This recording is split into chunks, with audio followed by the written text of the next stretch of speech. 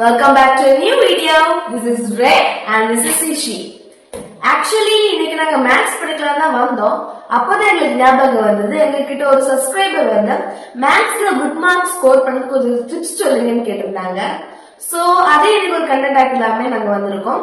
எங்களுக்கு தெரிஞ்ச கொஞ்சம் டிப்ஸ் மேத்ஸ்ல குட் மார்க்ஸ் ஸ்கோர் பண்ணக்கு கொஞ்சம் டிப்ஸ் உங்க கூட ஷேர் பண்ணலாம்னு இருக்கோம். பொதுவாக மேத்ஸ்ல குட் மார்க்ஸ் ஸ்கோர் பண்றது ஒரு எல்லாருக்குமே பெரிய சேலஞ்ச் தான். சோ இந்த மேத்ஸ் சப்ஜெக்ட் எப்படி படிச்சா குட் மார்க்ஸ் எடுக்கலாம், எப்படி இந்த சப்ஜெக்ட்ல நம்ம இம்ப்ரூவ் பண்ணலாம் அப்படின்றத பத்தி எங்களுக்கு தெரிஞ்சதை நாங்க வந்து ஷேர் பண்றோம். உங்களுக்கு இந்த வீடியோ யூஸ்ஃபுல்லா இருந்தா எங்களுக்கு லைக் பண்ணுங்க, மறக்காம உங்க ஃப்ரெண்ட்ஸ் கூட ஷேர் பண்ணுங்க. சரி, இப்போ நம்ம வீடியோக்குள்ள போலாம். ஃபர்ஸ்ட் திங் என்னன்னா, கிளியர் யுவர் டவுட்ஸ் ஃபர்ஸ்ட். நிறைய பேர் பண்ற ஒரு விஷயம் என்னன்னா, இப்போ ஒரு சாப்டர் அவங்களுக்கு கஷ்டமா இருக்கலாம், இல்லைன்னா ஒரு கான்செப்ட், ஒரு சாப்டர்ல ஒரு கான்செப்ட் அவங்களுக்கு கஷ்டமா இருந்துச்சுன்னா அது அவங்களுக்கு புரியாதுன்னு நினைச்சு அதை டென்ட் டு அவாய்ட் இட். அதாவது அது கஷ்டம், இதை எனக்கு படிக்க முடியாதுன்னு சொல்லி அதை ஸ்கிப் பண்ணிடுவாங்க. இதனால என்ன ஆகுதுன்னா, அந்த இயர் முடியும் போது பப்ளிக் எக்ஸாம் வரைக்கும் அவங்க அந்த சாப்டர் கிளியர் பண்ண மாட்டாங்க. அது கஷ்டம், அதனால பண்ண முடியாது, அந்த மைண்ட் செட்லயே அவங்க இருக்கிறாங்க. சோ ஃப்ரம் டுடே நீங்க மேத்ஸ் பண்ணும்போது உங்களுக்கு டிஃபிகல்ட்டா ஃபீல் பண்றீங்கன்னா அந்த டாபிக்கை நீங்க ஸ்கிப் பண்ணாதீங்க. அந்த டாபிக்ல என்னதான் இருக்கு அப்படின்னு புரிஞ்சுக்க ட்ரை பண்ணுங்க. அதை விட்டுட்டு நீங்க அடுத்த டாபிக் இல்லைன்னா அடுத்த சாப்டர் போகாதீங்க. So please don't do that. நம்ம டவுட்ஸை கிளியர் பண்ண நிறைய வேஸ் இருக்குது. ஃபர்ஸ்ட் வந்து சால்வ் ஈக்குவேஷன் ரிப்பீட்டட்லி. உங்களுக்கு ஒரு கொஸ்டின் புரியலன்னா அந்த கொஸ்டினை வந்து நீங்க மறுபடியும் வந்து பண்ணி பாருங்க. உங்களுக்கு அப்பவுமே புரியலன்னா you can consult your teachers. உங்க டீச்சர்ஸ் போய் அந்த ப்ராப்ளம் எப்படி வந்துச்சு ஸ்கூல்ல வந்து நீங்க கேட்கலாம். அதுக்கப்புறமா உங்களுக்கு வந்து டெக்ஸ்ட் புக்ல வந்து எக்ஸாம்பிள்ஸ் கொடுத்துருப்பாங்க. சோ உங்களுக்கு எக்ஸசைஸ் ஒரு ப்ராப்ளம் புரியலன்னா அது அந்த மெத்தட்ல வந்து எக்ஸாம்பிள்ஸ் ஏதாவது இருக்கும், நீங்க எக்ஸாம்பிள்ஸ் கோ த்ரூ பண்ணலாம். அடுத்து என்னன்னா, ஃபாலோ டிஃபரெண்ட் ரெஃபரன்ஸ் புக்ஸ். இப்போ நம்ம ட்ரிக்னோமெட்ரி எடுக்கலாமா, ட்ரிக்னோமெட்ரி எடுத்தோம்னா ஒரு கொஸ்டின் சால்வ் பண்ணதுக்கு வெறும் ஒரே ஒரு மெத்தட் இருக்காது, நிறைய மெத்தட் இருக்கும். சோ இப்போ நீங்க ட்ரிக்னோமெட்ரி ஒரு கொஸ்டின் படிக்கிறீங்க, நீங்க ஒரு மெத்தட்ல படிப்பீங்க. சப்போஸ் உங்களுக்கு அந்த மெத்தட் வந்து புரியல அப்படின்னா நீங்க வந்து வேற மெத்தட் வந்து ட்ரை பண்ணலாம். நீங்க வந்து வேற ஏதாவது புக் ரெஃபர் பண்ணி அந்த மெத்தட் நீங்க வந்து புரியாததை விட்டுட்டு நீங்க வந்து நியூ மெத்தட்ல அந்த புக்கை பார்த்து ரெஃபர் பண்ணி படிக்கலாம். So follow different reference book. The next point is follow video during classes. இப்போ நீங்க வந்து வீட்ல இருக்கீங்க, நீங்க மேத்ஸ் படிக்கும்போது உங்களுக்கு ஏதாவது டவுட் வந்துச்சுன்னா you can refer video tutorial classes. இப்போ நீங்க வீட்ல இருக்கும்போது if you want anyone to explain the topic, நீங்க தாராளமா யூடியூப் சேனல்ஸ் பார்த்து படிக்கலாம். இப்போ உங்களுக்கு ஒரு டீச்சர் சொல்லி தர புரியலன்னா நிறைய டீச்சர்ஸ் அவைலபிளா இருக்காங்க. சோ நீங்க எந்த வீடியோ பார்த்து வேணாலும் படிச்சுக்கலாம். So the tip is turning the next page without understanding the lesson is not a solution. Second point என்னன்னா, read the description carefully. Description அதாவது கொஸ்டின்ஸ் நம்ம கிளியரா வாசிக்கணும். நிறைய பேர் என்னன்னா அந்த கொஸ்டினை கிளியரா வாசிக்கிறதுக்கு முன்னாடி ஆன்சர் எழுத போயிடுவாங்க. அதுக்கப்புறம் தான் அவங்க ரியலைஸ் பண்ணுவாங்க அவங்க நினைச்ச கொஸ்டின் வேற. நம்ம இப்ப பார்த்தோம்னா, இப்ப மென்சுரேஷன் லெசன் எடுத்தோம்னா அவங்க வந்து நம்ம ஏரியா சாப்டர்ல படிச்ச ஒரு கொஸ்டின் மாதிரி ஒரு கொஸ்டின் எடுத்திருப்பாங்க. பட் கடைசியில் அவங்க கேட்கறது வால்யூமா இருக்கும். இதே மாதிரி நிறைய பேர் கன்ஃபியூசிங் கொஸ்டின்ஸ் இருப்பாங்க. சோ நம்ம வந்து கிளியரா படிச்சு அது என்ன கொஸ்டின் கேட்டிருக்காங்கன்னு ரியலைஸ் பண்ணிட்டு அப்புறமா எழுத தொடங்கணும். இது மேத்ஸ் மட்டும் இல்ல, எல்லா சப்ஜெக்ட்டுக்கும் சூட்டபிளா இருக்கும். இதே மாதிரி நானும் போன வருஷம் ஒரு 5 மார்க்ஸ் கொஸ்டின் மிஸ் பண்ணேன். அவங்க கேட்டிருந்த கொஸ்டின் வந்து write the causes for the revolt of 1857. நான் படிச்ச question write the failure for the revolt of 1857. நான் கொஸ்டினை பார்த்த உடனே அந்த 1857 பார்த்த உடனே அந்த கொஸ்டின் தான் வந்து நினைச்சு எல்லாம் எழுதுனேன். பேப்பர் தரும்போது பாக்கி அந்த கொஸ்டின் எடுத்து விட்டுருக்கு, பார்த்தா கொஸ்டின் பேப்பர் எடுத்து பாக்கி கொஸ்டின் வேற. சோ நம்ம ஒரு ஆன்சர் எழுத முன்னாடி அந்த கொஸ்டின் ஃபுல்லா ரீட் பண்ணி அது அவங்க என்ன கொஸ்டின் கேட்டிருக்காங்கன்னு பார்க்கணும், ரியலைஸ் பண்ணி புரிஞ்சு எழுதணும்.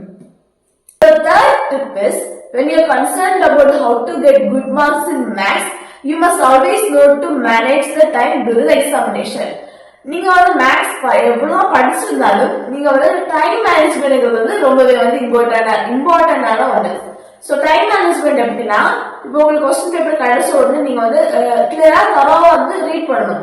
ரீட் பண்ணும்போது உங்களுக்கு தெரியும், ஓகே இந்த கொஸ்டின்ஸ் எனக்கு தெரியும், இந்த கொஸ்டின்ஸ் ட்ரை பண்ணா வந்துடும் அப்படி உங்களுக்கு தான் தெரியும். சோ உங்களுக்கு ஃபர்ஸ்ட் தெரிஞ்ச கொஸ்டின்ஸ் நீங்க வந்து எழுதணும். அப்புறமா உங்களுக்கு காம்ப்ளெக்ஸா இருக்கிற அந்த கொஸ்டின்ஸ் எல்லாம் வந்து நீங்க வந்து எழுதணும். ஃபர்ஸ்ட் நீங்க வந்து டிஃபிகல்ட்டா கொஞ்சம் காம்ப்ளெக்ஸா ஃபீல் பண்ற கொஸ்டின்ஸ் எழுதிட்டீங்கன்னா மேபி உங்களுக்கு அது வந்து வராம இருக்கலாம். சோ அதே உங்களுக்கு மேபி 30 மினிட்ஸ் கூட போக வாய்ப்பு இருக்கு. அதனால நீங்க உங்களுக்கு கொஞ்சம் ஈஸியான கொஸ்டின்ஸ் கூட லாஸ்ட் மினிட்ல எழுத முடியாம போகலாம். சோ நீங்க ஃபர்ஸ்ட் வந்து உங்களுக்கு தெரிஞ்ச கொஸ்டின்ஸ் எழுதிட்டு அதுக்கப்புறமா உங்களுக்கு வந்து காம்ப்ளெக்ஸா டிஃபிகல்ட்டா இருக்க கொஸ்டின்ஸ் வந்து எழுதுங்க. சோ எப்படி நீங்க வந்து டைம் மேனேஜ் பண்ணலனா நீங்க ரொம்பவே உங்களுக்கு ஈஸியான கொஸ்டின்ஸ் கூட நீங்க வந்து மிஸ் பண்ற சான்ஸ் வரும். So manage the time. So the fourth tip is always check your answers. நம்ம எக்ஸாம் எழுதி முடிச்சதுக்கு அப்புறமா எப்பவுமே நம்ம ஆன்சர்ஸ் செக் பண்ணணும். மேபி நம்ம சயின்ஸ்ல மிஸ்டேக்ஸ் போட்டிருக்கலாம், ஏதாவது நம்ம குட்டியான கேர்லெஸ் மிஸ்டேக் போட்டிருக்கலாம். சோ அதனால நம்ம எப்பவுமே ஆன்சர்ஸ் எழுதி முடிச்சதுக்கு அப்புறமா செக் பண்ணணும். மினிமம் ஒரு 10 minutes ஆவது நம்ம வந்து எக்ஸாம் பேப்பரை செக் பண்ணக்கு நம்ம ஒதுக்கணும். So the tip is no matter how confident you are, always check your papers. So the fifth tip is write it down. Practice makes one perfect. இது நீங்க கேள்விப்பட்டிருப்பீங்க. மேத்ஸ்ல எப்படின்னா நம்ம வந்து சம் போட்டு பார்த்தாதான் நமக்கு வந்து மைண்ட்ல இருக்கும். நிறைய பேர் சில பேர் என்ன பண்ணுவாங்கன்னா ஜஸ்ட் புக்கை ரெஃபர் பண்ணி மேத்ஸ் வந்து படிப்பாங்க. சோ இப்படி படிச்சோம்னா நம்ம எக்ஸாம் ஹால்ல ஏதாவது ஒரு இடத்துல போய் ஸ்டக் ஆகும். சோ நம்ம வந்து மேத்ஸ் படிக்கும் போது இப்படி ஒரு புக்கை ரெஃபர் பண்ணி இல்லைன்னா மைண்ட்ல ஃபிகர் அவுட் பண்ணினா நம்மளால ஈஸியா படிக்க முடியாது. பிராக்டிஸ் மேத்ஸ்க்கு ரொம்பவே இம்பார்ட்டன்டான ஒண்ணு. சோ மேத்ஸ் நீங்க வந்து நிறைய சம் போட்டு பார்த்து தான் படிக்கணும். சும்மா மைண்ட்ல இப்படி பார்த்துட்டு போனாலும் நமக்கு வந்து மேத்ஸ் வந்து மைண்ட்ல இருக்காது. நீங்க அந்த கான்செப்ட் நிறைய வாட்டி பிராக்டிஸ் பண்ணிருக்கீங்க அப்படின்னா you can do it. But நீங்க இப்பதான் படிக்கிறீங்க அப்படின்னா நீங்க வந்து கண்டிப்பா சம் போட்டு பார்த்தா படிக்கணும். So the tip is write it down. எவ்வளவு வாட்டி நம்ம எழுதி படிக்கிறோமோ அவ்வளவு வாட்டி நம்ம மண்டைக்குள்ள ஏறிட்டே இருக்கும். The next tip is regular practice. நாங்க ஆல்ரெடி சொன்ன மாதிரி மேத்ஸ் வந்து நம்ம டெய்லி ரெகுலரா பிராக்டிஸ் பண்ணா மட்டும்தான் நம்ம குட் மார்க்ஸ் ஸ்கோர் பண்ண முடியும். சோ டெய்லி 1 hour ஆவது மேத்ஸ்க்காக நம்ம ஷெட்யூல் போட்டு அதை படிக்கணும். அப்பதான் நம்ம வந்து மேத்ஸ்ல குட் மார்க்ஸ் ஸ்கோர் பண்ண முடியும். சோ அடுத்து 7th tip, keep your solution clean and neat. So இது வந்து நம்மளோட எக்ஸாம்ல இம்ப்ரெஸ் பண்றதுக்கு ரொம்பவே வந்து ஒரு யூஸ்ஃபுல்லான மெத்தட் தான். என்னன்னா நம்ம வந்து நம்மளோட எக்ஸாம் ஷீட்டை ரொம்பவே நீட்டா வச்சிருக்கணும். மேத்ஸுக்கு வந்து நமக்கு நீட்னஸ் எல்லாம் பார்க்க மாட்டாங்க. பட் ஆல்சோ நம்ம வந்து நீட்டா எழுதுறது நமக்கு 2 பெனிஃபிட்ஸ் இருக்கு. ஃபர்ஸ்ட் பாத்தீங்கன்னா நம்ம எக்ஸாமருக்கு வந்து கொஞ்சம் இப்போ நமக்கு ஏதாவது தப்பு இருக்கு ஸ்டெப்லனா ஒரு 1 mark எடுக்கிற இடத்துல நம்ம நீட்னஸ்க்காக மேபி ஒரு 1/2 mark போடுறதுக்கு வந்து வாய்ப்பு இருக்கு. அது மாதிரி நம்ம லாஸ்ட் மினிட் செக் பண்ணும்போது நமக்கு டைம் இல்லாதப்போ இப்ப நம்ம வந்து வெட்டி குறிக்கலாம் எழுதிருந்தோம்னா நமக்கு வந்து லாஸ்ட் மினிட் செக் பண்ண முடியாது அந்த கொஸ்டினை. சோ அந்த மாதிரி இருக்கிற நேரத்துல நம்ம வந்து நீட்டா எழுதிருந்தோம்னா நமக்கு லாஸ்ட் மினிட்ல கூட நம்மளால வந்து செக் பண்ண முடியும். செக் பண்ணவே தோணும். இல்லனா லாஸ்ட் மினிட் ஆயிடுச்சு அப்படின்னு வந்து நமக்கு செக் பண்ண தோணாது. So keep your paper from cutting and overwriting and keep a clean margin for doing rough work. Mathematics ரொம்பவே கஷ்டமானது ஒன்றும் கிடையாது. அது நம்ம எப்படி கவனிக்கிறோம், எப்படி ப்ராப்ளம்ஸ் பிராக்டிஸ் பண்றதுக்குள்ள பொறுத்துதான் இருக்குது. நமக்கு ரொம்பவே வந்து காம்ப்ளெக்ஸா கஷ்டமா இருக்க ப்ராப்ளம்ஸ் வந்து நம்ம ரொம்ப ஸ்ட்ரெஸ்ஸா இருக்கும் பண்ணாம மைண்ட் எப்போ கொஞ்சம் ஃப்ரெஷ்ஷா இருக்கும் அப்போ வந்து நம்ம வந்து பிராக்டிஸ் பண்ண தொடங்கணும். அப்போதான் நமக்கு வந்து ஃப்ரெஷ்ஷா இருக்கும் போது நமக்கு மைண்ட்ல வந்து அந்த காம்ப்ளெக்ஸான கோர்ஸ் வந்து மைண்ட்ல வந்து ஏறும். So practice is equal to perfection. So regular practice தான் உங்களோட மேத்ஸ் எக்ஸாம் பெர்ஃபார்மன்ஸ இன்னும் என்ஹான்ஸ் பண்ணி கொடுக்கும். So these are the 7 steps. இதை நம்ம ஃபாலோ பண்ணோன்னா நமக்கு கண்டிப்பாக மேக்ஸில் குட் மார்க்ஸ் ஸ்கோர் பண்ணலாம். அக்கார்டிங் டு அஸ் ப்ராக்டிஸ் தான் முக்கியம். அப்போ தான் நம்மளால் மேக்ஸில் பர்ஃபெக்டாகவும் கான்ஃபிடென்ட்டாகவும் ஃபீல் பண்ண முடியும். எங்களோட லாஸ்ட் மிட் டர்ம் எக்ஸாமுக்கு நாங்க பண்ணின சில மிஸ்டேக்ஸை வந்து எங்களோட வீடியோல நாங்க போட்டிருந்தோம். நீங்க பார்த்திருப்பீங்க. பார்க்காதவங்க போய் செக் பண்ணி பாருங்க. சோ அதே மாதிரி லாஸ்ட் இயர்க்கான ஹாஃப் ஆர் எக்ஸாம் மேத்ஸ் பேப்பர்ல சில கேர்லெஸ் மிஸ்டேக்ஸை பத்தி ஒரு வீடியோ போட்டிருந்தோம். சோ அதை நீங்க வந்து செக் பண்ணி பாருங்க. அது உங்களுக்கு யூஸ்ஃபுல்லா இருக்கும்.